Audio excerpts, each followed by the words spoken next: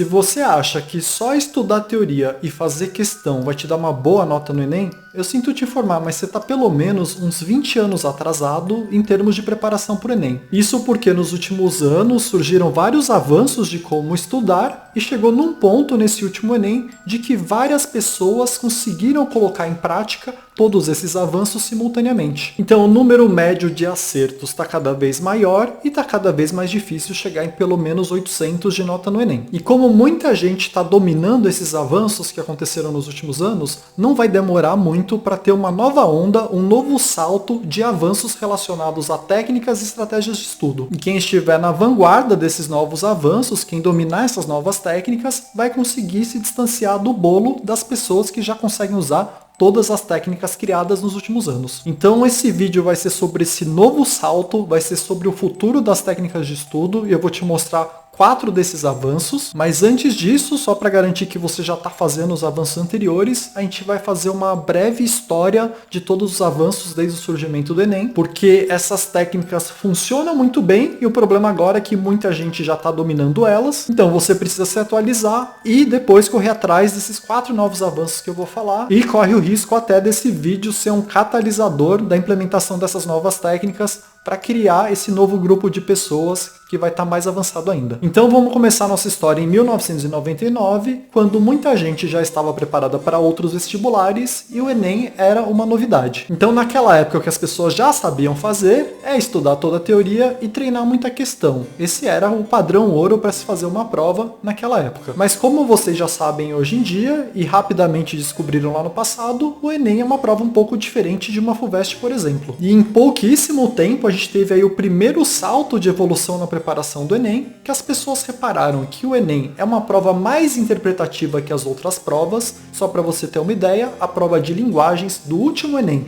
teve 1/3 das questões puramente de interpretação, sem nenhuma teoria por trás. Interpretação também é extremamente importante para você fazer as questões de humanas. Várias das questões você consegue responder lendo o texto que é dado na prova, e eu te diria até que para evoluir em matemática e natureza, para muita gente o que falta é ler o texto bem para conseguir montar sua questão. Grande parte da prova de matemática, por exemplo, é de sistemas e regra de 3. A teoria, tanto de sistema como regra de 3, é uma teoria razoavelmente simples. A parte difícil é no dia da prova você ler o texto e conseguir montar suas equações a partir daquele texto. Então ficou claro de início que interpretação era extremamente importante. Outra coisa que ficou muito claro é que o Enem, em comparação com outras provas, cobrava muito questões sociais. E isso rapidamente as escolas se atualizaram e começaram a colocar no currículo bastante coisa relacionada a questões sociais, até porque as redações do Enem cobram esses temas. E outra mudança que também aconteceu bem no início em termos de preparação é a redação, que ficou claro no início que era necessário uma estrutura, e se você repetisse essa estrutura seguindo uns padrões que se aprendeu rapidamente, de como fazer a introdução do Enem, como fazer a proposta de intervenção do Enem, você tiraria uma nota razoavelmente boa. Então esse foi o primeiro salto. E aí então as pessoas começaram a ter o conhecimento do que mais ou menos era a prova do Enem, as pessoas começaram a aplicar e todo mundo começou a tirar meio que a mesma nota das pessoas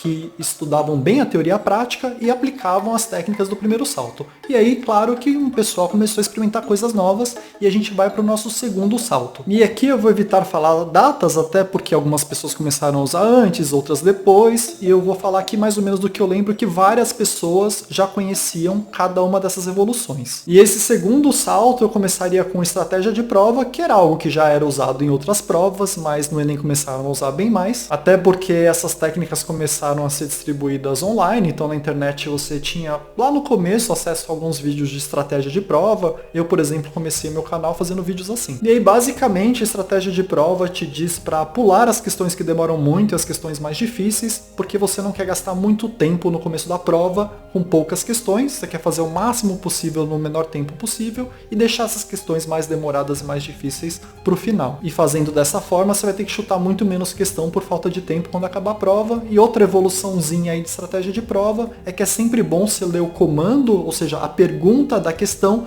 antes de ler o texto que é dado. porque muitas vezes você consegue fazer a questão sem ler o texto. E essas duas mudancinhas aí, em termos de estratégia de prova, já aumentam muito a sua nota, então é importante a gente mencionar aqui nesse vídeo. E aí outra coisa que começou a mudar também, colocaria no segundo salto, é a revisão espaçada. Porque em algum momento perceberam que o modelo tradicional das escolas, de só fazer uma revisão final antes da prova, não era o melhor possível. Era muito melhor você fazer várias revisões durante o ano para você manter essa memorização e não esquecer lá perto do Enem. Por pesquisas, a gente sabe hoje que fazendo várias revisões durante o ano, a sua taxa de retenção é maior do que apenas fazendo uma revisão final. E aí a última mudança que eu mencionaria aí nesse segundo salto é que eu não sei quem teve essa ideia, quando começou isso, mas foi em parte uma ideia genial e se trata da redação coringa. Já que a gente conhece uma estrutura anterior que você tem que usar sempre, que tal se eu pegar essa estrutura e pensar numas ilustrações que você pode usar para vários temas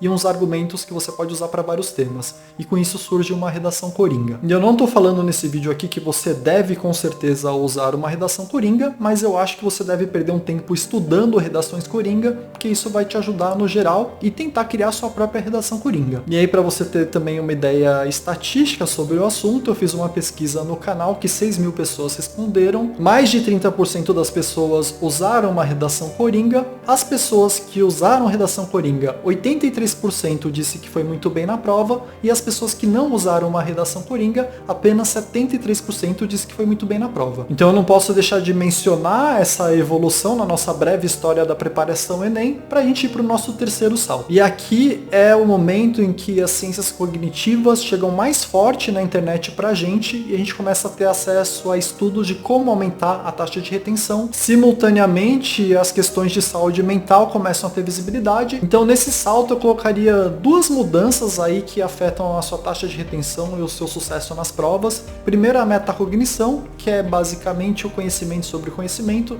e aí vai para vários níveis diferentes. Eu vou mencionar mais para frente no vídeo sobre isso, mas aqui a gente costuma falar de técnicas de estudo e um pouco de reflexão em relação aos tópicos do Enem, o que você sabe e o que você não sabe. Mas pode ficar tranquilo que eu vou explorar um pouco mais esse assunto ainda nesse vídeo, e para cada um dos assuntos que eu estou falando, eu vou colocar também na descrição algum vídeo referência para eles. Mas o que se sabe de metacognição hoje é que, na média, uma pessoa que tem melhor metacognição tem melhores resultados em provas do que pessoas que têm pior metacognição. E aí a nossa segunda mudança seria a revisão ativa, que é um tipo de revisão que aumenta a taxa de retenção, e isso é válido para outros processos ativos também, porque o que se sabe agora é que os processos ativos são muito superiores do que os processos passivos em termos de manter e aprender aquilo que você vê na escola ou nos seus estudos. E aí a última mudança que eu colocaria nesse terceiro salto é relacionado à saúde mental, que vem piorando ou pelo menos ficando bem mais visível aí com o aumento da internet. E para o Enem você precisa de uma preparação especial nesse sentido, porque o que a gente sabe é, se você está muito estressado, você memoriza menos, aprende menos. Se você está dormindo mal, a sua taxa de retenção é pior. E se você faz algum tipo de exercício físico, é o contrário, seus estudos melhoram e você aumenta o seu aprendizado. E aí, para terminar nossa breve história e começar a falar do futuro e começar a falar de como você pode se diferenciar no meio de tanta coisa nova, nós vamos para o quarto salto, que é um salto que sempre aconteceu, mas ficou mais evidente na pandemia, que está relacionado aos recursos online. E aí o que você teve nos últimos 3 anos é uma disparada no número de cursos online, inclusive cursos específicos por matéria. Então hoje você pode fazer um curso só de química, só de natureza ou só de matemática. Além disso, você tem um monte de opção de plataforma online que vai te dar um monte de questão para fazer e um monte de teoria para você ver, o que ajuda muito, inclusive com simulados, às vezes até com correção de redação. E você tem inclusive aplicativos para te ajudar a estudar, em aplicativos que simulam a revisão espaçada e tentam simular a revisão ativa, que também ajudam muito. E com isso a gente chega no fim da nossa breve história. E qual que é o ponto disso? Eu te falei várias mudanças e várias evoluções que as pessoas foram implementando nos estudos, e todas que eu mencionei até agora ajudam muito. E ajudam mais ainda se você é uma pessoa que é capaz de se organizar e usar todas simultaneamente. Isso é uma das razões que eu vejo um grande número de pessoas fazendo perto de 160 acertos. E aí você até pode argumentar que esse ano em especial foi um pouco mais fácil, Mas essa é uma tendência que eu vejo já há mais de 10 anos. Antes era difícil fazer 140 acertos, depois foi para 150, é uma notão que todo mundo queria, e agora está chegando num ponto em que é razoavelmente comum fazer acima de 160 acertos. Então vai chegar o momento, e não vai demorar muito para isso, que 160 vai ser a nota mínima para você conseguir entrar num curso extremamente concorrido no Enem. E a cada nova necessidade de nota, vem junto com essa necessidade um novo salto em termos de técnicas e estratégias. Então a gente vai chegar no momento do vídeo que a gente vai começar a falar sobre o futuro. Eu vou te falar sobre 4 mudanças que eu acho que vai começar a ficar cada vez mais comum, que são recursos novos para todo mundo tentar aumentar suas notas. E a primeira mudança do 5º salto é o que eu vou chamar aqui de metacognição em camadas. Eu vou falar de 5 níveis de metacognição. A gente chegou a falar de metacognição antes, mas era de forma muito genérica e abstrata. E o que eu vejo para o futuro da metacognição é a gente passar a ter nas escolas uma semana de aula só sobre metacognição, porque se eu fosse escolher uma coisa que fez total diferença entre o momento que eu não tinha chance nenhuma de passar no vestibular e o momento que eu passei na medicina da USP, seria a metacognição. E esse é o momento do vídeo que eu considero que seria bom você fazer algumas pequenas anotações, porque se você compreender o que eu vou te falar agora e desvendar isso para o seu caso, as suas chances de passar no vestibular vão aumentar exponencialmente. Então vamos para o primeiro nível da metacognição. O que cai e quanto cai. Pensa na metacognição como uma cebola, tem uma parte central e ao redor dessa parte central você vai construindo camadas, sendo a primeira camada essa que eu acabei de falar e sendo as últimas camadas o conteúdo da prova em si. Essa primeira camada, que seria o núcleo da cebola, é o que cai e quanto cai. Cada prova tem a sua particularidade. Os tópicos que caem no Enem não são os mesmos tópicos que caem na FUVEST. Tem uma certa intersecção, mas é muita diferença entre uma e outra. Então o primeiro passo aí de você desvendar a prova e futuramente fazer planos a respeito de como estudar para uma prova é saber exatamente o que cai nela. Mas sinceramente isso ainda é pouco, porque alguns dos tópicos que caem quase nunca caem e outros tópicos caem muito. Então você tem que ter uma ideia do que pode cair na prova e aquelas coisas que caem com uma frequência gigantesca para estudar bem mais, e aquelas coisas que caem pouco, gastar uma energia menor do que o que você tem certeza que vai valer mais ponto na sua prova. E aí como você faria para criar essa primeira camada da cebola? Eu vou deixar na descrição uma versão do meu cronograma de graça e as instruções para comprar a versão mais atualizada e com as melhorias, porque nos 2 cronogramas você pode ver desde 2017 todos os tópicos que caíram, inclusive tem a parte de questões do cronograma. Com isso você tem uma ideia do que cai mais e o que cai menos para priorizar sua energia. Então essa seria a primeira camada. Vamos para a segunda camada em termos de metacognição que você precisa construir. E aqui, ao invés de falar sobre o que cai, a gente vai pensar em como cai. Para você ter uma ideia de como cada tópico costuma cair no Enem, você tem que fazer muita questão de muitas provas e com isso você começa a entender os padrões de tipo de questão, tipo de pergunta e começa a ficar claro para você que o Enem é uma prova meio repetitiva. Você não só começa a perceber que certos tópicos sempre caem, como você percebe também que eles caem de uma maneira muito similar de uma prova para outra. E aí se você chegar nessa segunda camada da metacognição, tiver uma noção boa disso que eu já te falei, você vai estar mais preparado que 95% da população, porque você sabe exatamente o que pode cair na prova, quanto que costuma cair na prova e exatamente como que cai na prova. É extremamente mais simples fazer um plano de estudo e até estudar sabendo dessas informações. E de novo, você adquire esse conhecimento, essa segunda camada, fazendo um monte de questão, mas eu tento ajudar da minha forma, colocando na versão ultra do cronograma uma parte dedicada a macetes e parte desses macetes é para te falar, ó, esse tipo de questão deste tópico costuma cair assim, para você ter uma chance de se preparar de uma forma um pouco mais precisa. Mas vamos para a terceira camada da metacognição. E o tema dessa camada é a autocrítica. Então vamos supor que você chegou na segunda camada, já sabe o que cai, quanto cai e como cai. Se você tiver uma autocrítica em relação ao que você sabe de cada um dos tópicos, é extremamente mais produtivo o seu estudo, porque na hora de estudar não só você vai corrigir suas falhas, como você vai se aprofundar e fazer mais revisão daqueles assuntos que costumam cair, e aquilo que você domina e já sabe de cor e salteado, você só dá uma olhadinha e já parte para o que é mais importante. E aí a minha sugestão para você construir essa sua camada é, pegue a minha versão aí de graça do cronograma, o meu cronograma tem hoje 169 blocos. Se você for plotar isso num gráfico, você pode construir um gráfico bem simples, no caderno mesmo com um lápis, de 13 colunas e 13 linhas. E cada campo desse gráfico você vai colocar uma bolinha, ou branca, ou vermelha, ou amarela, ou verde. Branco significa que você nunca viu o assunto, vermelho significa que você já viu, mas não aprendeu ainda, amarelo significa que você viu, até aprendeu, mas tem que aprofundar e fazer bastante questão, e verde significa que você domina aquele assunto, mais ou menos, e só precisa fazer algumas revisões até o Enem. E com isso você passa a ter visualmente a sua terceira camada, e é óbvio que tem um monte de jeito de se fazer isso, eu tô falando um dos mais simples, mas você bate o olho e vê se seu caderno tá todo branquinho, quer dizer que você tem muita coisa para começar a ver, se tá muito vermelho você ainda tem que ver um monte de teoria, se tá um monte de verde você vai fazer bem mais revisão do que você vai ficar vendo vídeo a aula ou lendo texto, e aí cada bolinha vai ter um número relacionado a um bloco. E aí você pode evoluir isso com o tempo, pôr uma cor a mais, mas isso é para te dar uma primeira ideia de como construir essa terceira camada e vai guiar melhor os seus estudos. Você pode inclusive pôr umas bolinhas com um contorno diferente relacionado aos tópicos que tem um peso bem maior no seu SISU. E aí a sua criatividade vai te ajudar nisso. E se você fizer isso a cada 3 meses, por exemplo, você pode ver o seu desempenho, onde você precisa melhorar, o que está ruim.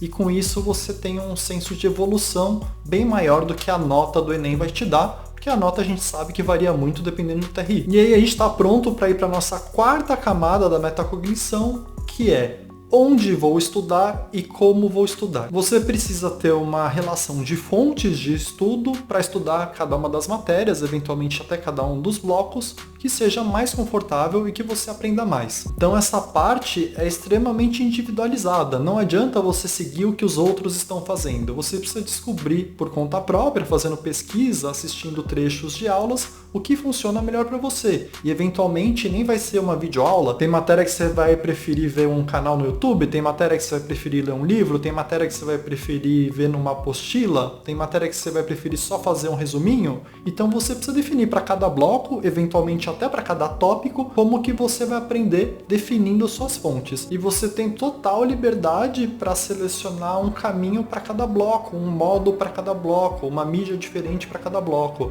Então essa quarta camada seria como vai ser o seu jeito para aprender cada um dos blocos. E aí a gente já pode ir para a quinta camada, que seria a minha última camada de metacognição, que agora sim que a gente já sabe um monte sobre a prova e um monte sobre nós mesmos, é a gente criar um repertório de técnicas de estudo. E esse é um trabalho contínuo de pesquisa e de experimentação para ver o que funciona melhor para você. Esse vídeo inteiro na prática tem um monte de técnica de estudo e é nessa camada que vão começar a se materializar as outras camadas, porque você vai ver como que você vai fazer as suas anotações, como que você vai fazer as suas revisões, como que você vai fazer leitura, como que você vai corrigir questões, quando e como você vai fazer simulados. E com isso a gente fecha nossas 5 camadas, e o que eu quero que você entenda aqui é, para uma pessoa que tem essas 5 camadas construídas, eu te falei nesse vídeo como você constrói essas 5 camadas, você está muito em vantagem em relação às outras pessoas,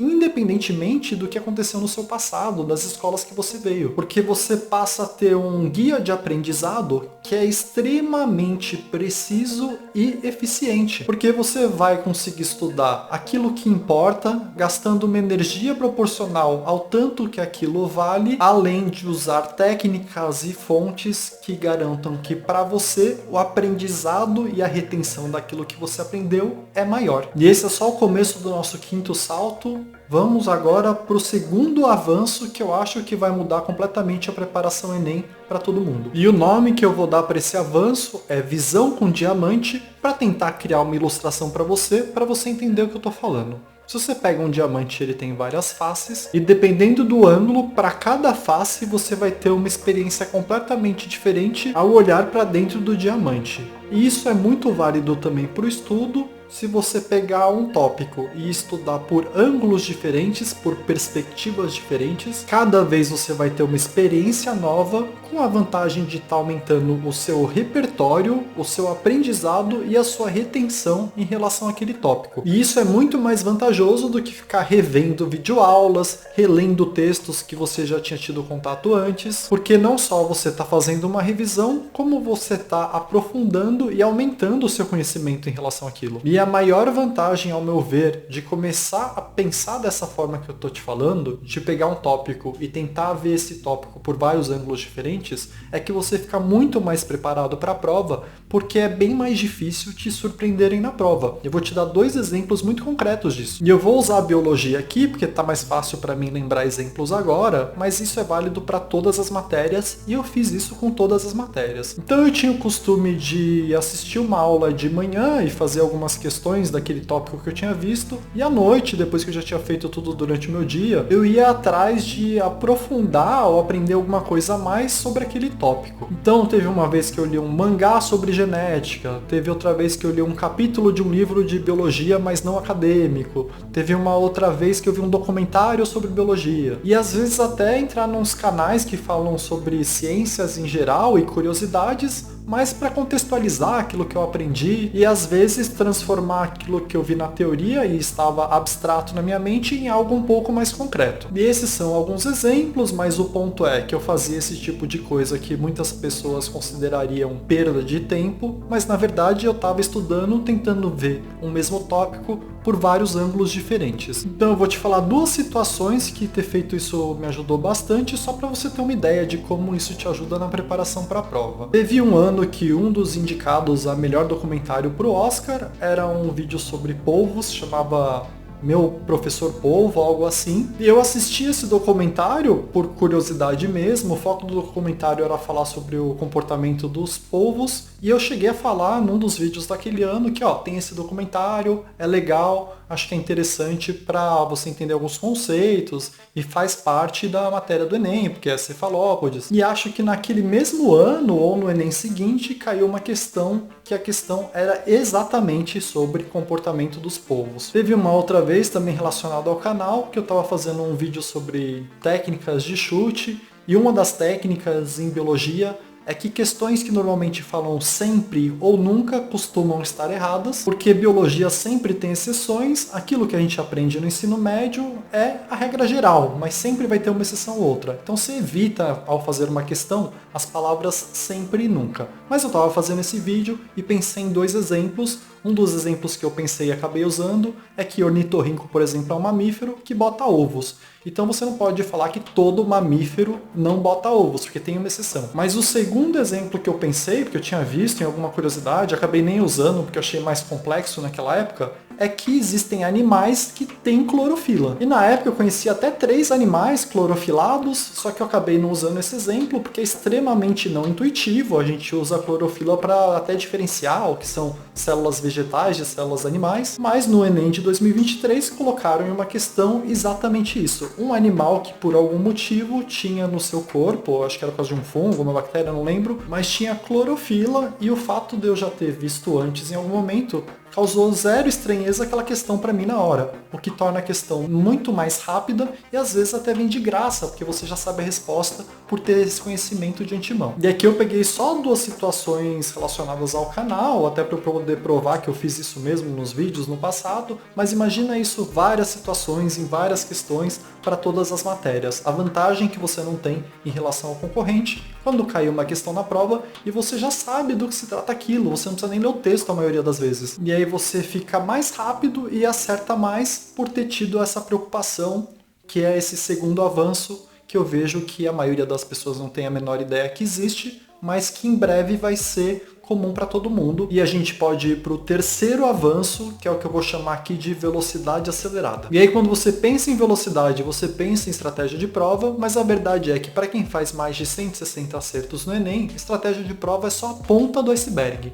Então aqui nesse terceiro avanço eu vou te falar 2 formas de ganhar bastante velocidade na prova, que é algo essencial para um ótimo resultado no Enem. E a primeira delas é, da mesma forma que você constrói para você mesmo um repertório teórico, um repertório de fórmulas que eventualmente você até anota num papel, um repertório de ilustrações para redação, que você também guarda em algum lugar, um repertório de argumentos para redação. Você precisa começar a pensar em um repertório de questões clássicas, um repertório de questões que caem com uma frequência razoável e guardar eles em algum lugar para você ter um costume de fazer revisão deles, de treinar bastante eles, para quando cai no vestibular uma questão assim, você ter condições de fazer essa questão bem rapidamente e com uma chance de acerto muito grande também, porque você está treinado não só naquele tópico, mas também nas questões daquele tópico. E isso é bem diferente de simplesmente fazer uma bateria de questões, fazer um monte de questões até a prova. O que eu estou falando aqui é, além de fazer um monte de questões, algumas delas você vai selecionar e guardar num banco de questões só seu e colocar essas questões nos seus processos de estudo, para você fazer revisões dessas questões, para você aprofundar nessas questões. E aí você pode escolher o jeito de fazer isso. Eu recortava questões e colocava elas num plastiquinho para eu ver depois. Você pode simplesmente tirar foto dessas questões